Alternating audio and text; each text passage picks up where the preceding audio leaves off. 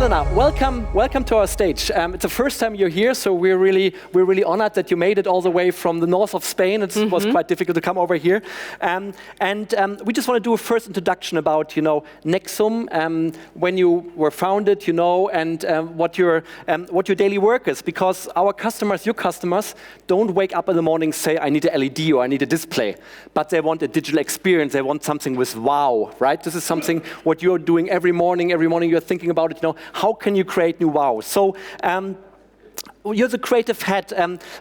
How do you wow your customers today? I think the answer is as simple as creativity. No, so creativity is the epicenter of our concepts and projects. So we design these kind of experiences. It's all about creativity. No. So, for example, digital art, interactive games,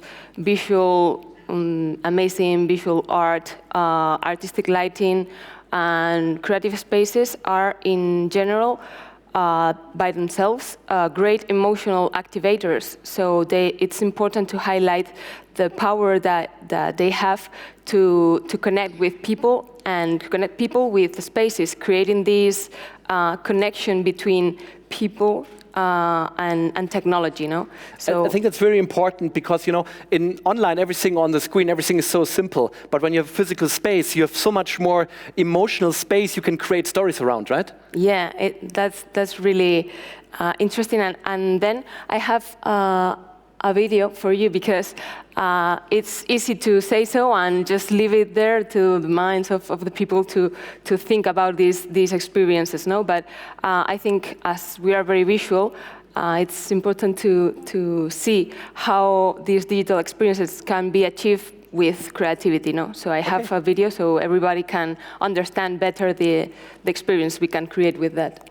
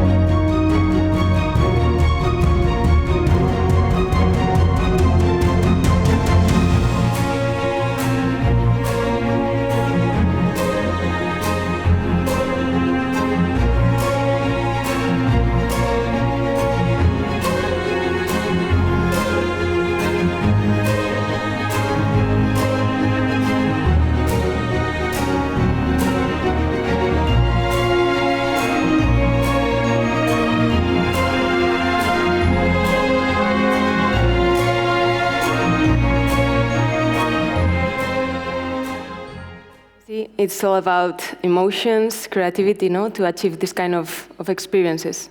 Yeah, and around the world. I mean, most people don't think you do it in Spain, but we saw things, from Santiago de Chile, from Abu Dhabi, from Korea, from many places. So you do this around for customers around the world, right? Yeah. That's really cool. So, Helena, one of the biggest trends is forced perspective. Everyone talks about that. Everyone wants to have something of it. You showed something also at the Trison booth at ISE 2 months ago.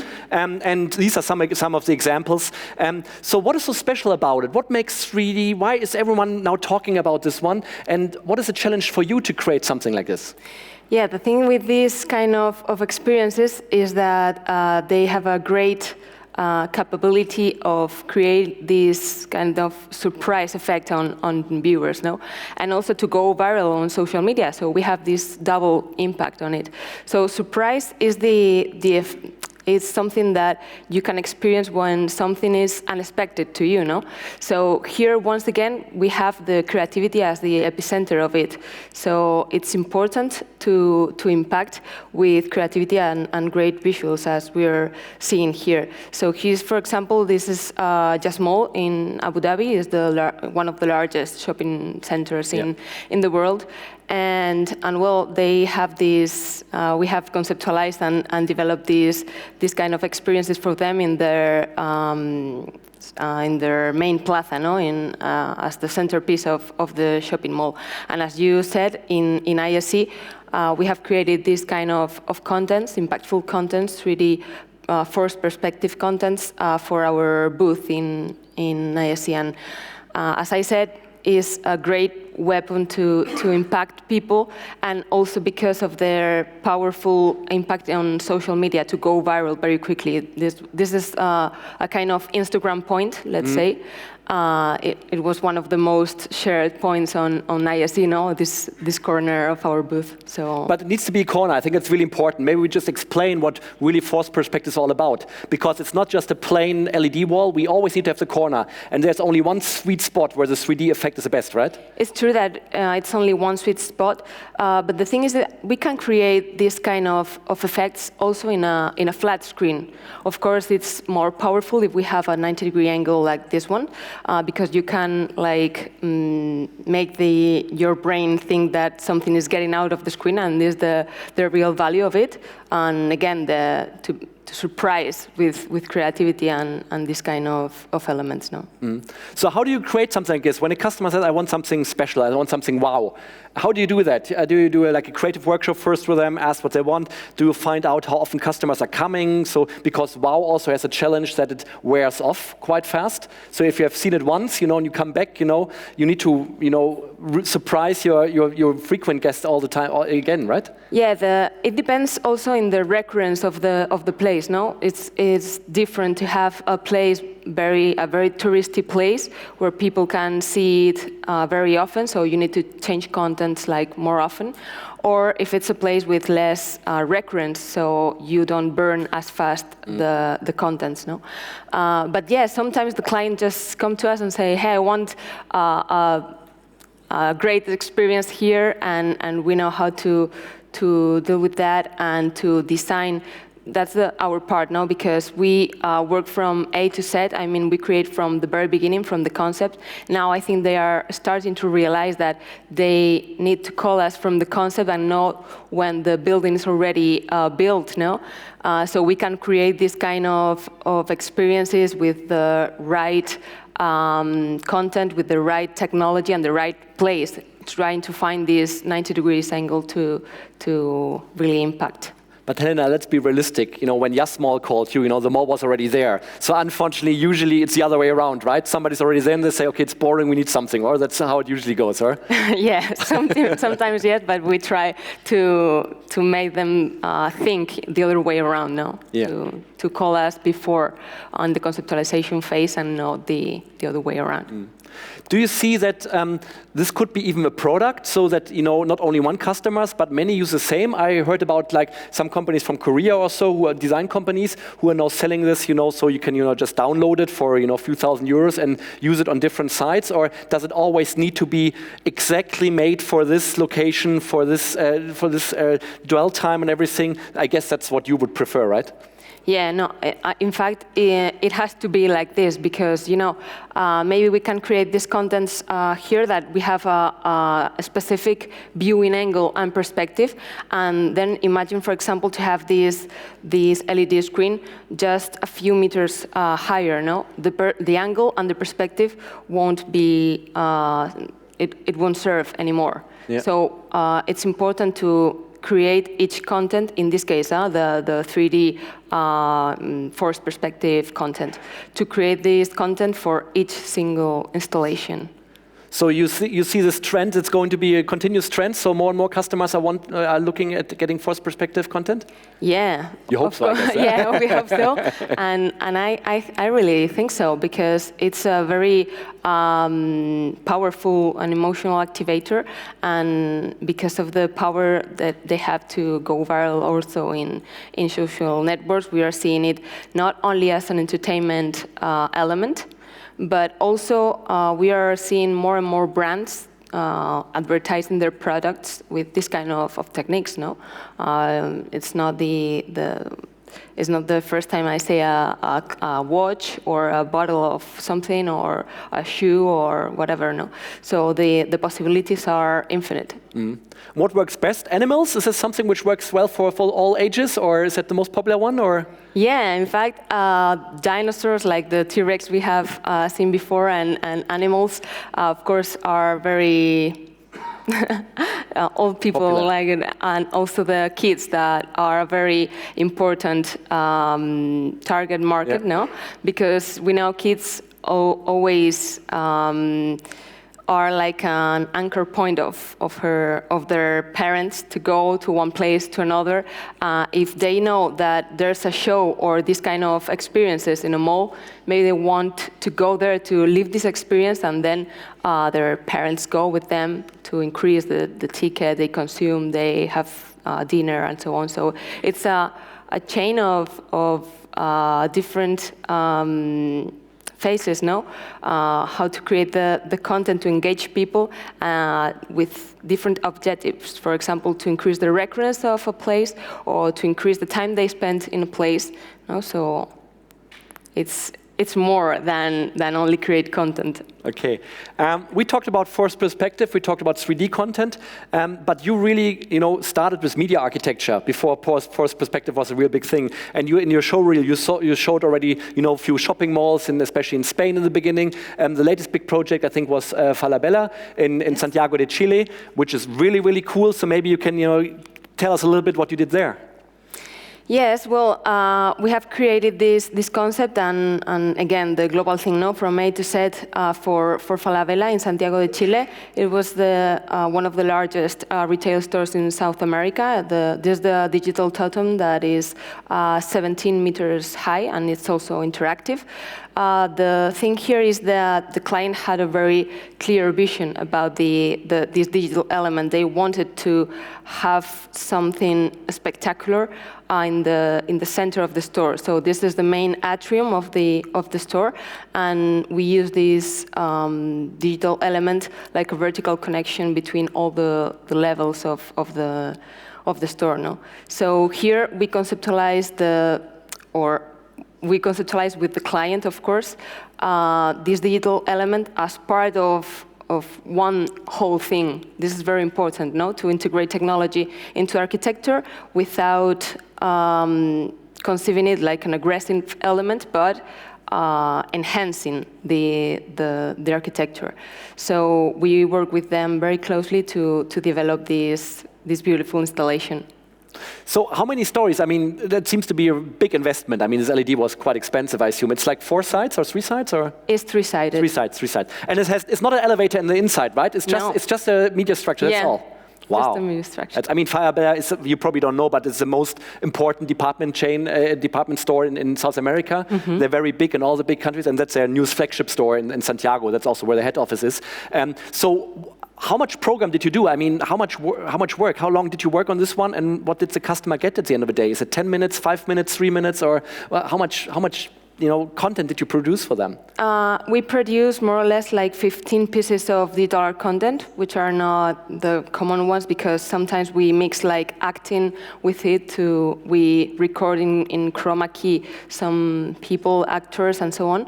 And then integrate them into 3D environments. And then we used to try to find that balance between different kind of content, no? For example, more abstract content, more generative content, some wow content with acting, for example, others like these golden skins. So we try to create this balance, no, between all kind of of content for all kind of public, because there we have kids, we have adult people, we have families, we have teens, so we have to cover a wide range of content to it.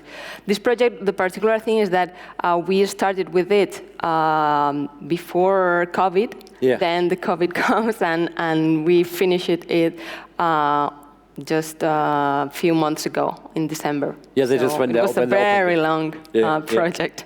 And who's managing the content? I mean, who's choosing, you know, which content is shown at what time? Is that something Falabella does, or do you program that, or who's doing that? As experts in the creation of this kind of experience, we usually recommend the client when to display each content and how to program it in a balanced way, no? But yeah, in this case, they are programming the content by themselves. Okay. And you said it's also interactive, this one, or? Yes, it's How does it work? How do you interact with the LED thing? We have two different touch screens in the ground floor and in the second floor. And from these interactive totems, they can like take a photo of the visitors and then post it on the LED screen, so they can see in beautiful balloons their photos. No, we try to for Falabella, it's important for the people to record this moment and then share it on social media. So it's kind of free advertising. No, so this is a great impact too. And then we also have interactive pinball. Okay. So we have these two interactive. But I mean, you mentioned that before with 3D content, but same is the same over here. It's really about these shareable moments, right? It's really social media has changed everything, and people want to show where they are, and the brands obviously want to engage with the customers and want as much presence as possible and engagement. Yeah, it's true. I think we are changing from the acquisition of goods society to acquisition of experiences. So everybody wants to go to a place and live the experience and also record it and post it on social media. So we are like very experiential humans, no, to share our moments with everybody. Helena, you're doing so many projects. You must have a favorite, don't you? Wow, this is a hard one. I think I would say our favorite project is always the last one. No, that's so political. You must have a favorite one, don't you? Because the thing is the first one, maybe. No, the last one, because we always try to improve and ask ourselves for more in each project. So I think one day, if our most magical project is not the last one, we will be doing something wrong. Okay. Because technology is advancing, so you can do better effects. And so, how big is your team? How many people are working at Necsum? We are 20 people, more or less. Okay, and then bigger projects, probably some freelancers, which yes, of course, partners are very important for us too. Yeah. So you didn't want to tell us what your favorite project is, or the last one was your favorite one. But what would be your dream project when you wake up and you could do whatever you want? What would be your greatest facade digital canvas you would like to create something for? This is difficult too. If I may say so, I would say that more than a dream project, a dream of the company in general is, for example, being the world's leading digital entertainment studio in the world, a kind of Cirque du Soleil, but in digital signage. That would be amazing. So we have to work and go for it now. You need some more than 20 people, I assume. Yes. Fantastic. Helena, I think it's really fascinating, and I mean, Trison is known for very efficient, all these, and you are the total opposite. You're the emotional. It's experiences so creative and so on. It's great how so different things are in one company. So I assume it helps you a lot being part of the bigger Trison group now, or? Of course, that's why I think we get on that well, no? Because they are, we as a group, we are leaders in technology, no? And this part of the hardware, and our small team, the Trison Necsum team, is more focused on creativity. So with mixing both worlds, it's just amazing. Good, fantastic. Any questions? Anyone a question? No question? Good. Well, Helena, thanks for showing us some of your greatest projects. Thank you for that. Thank you very much.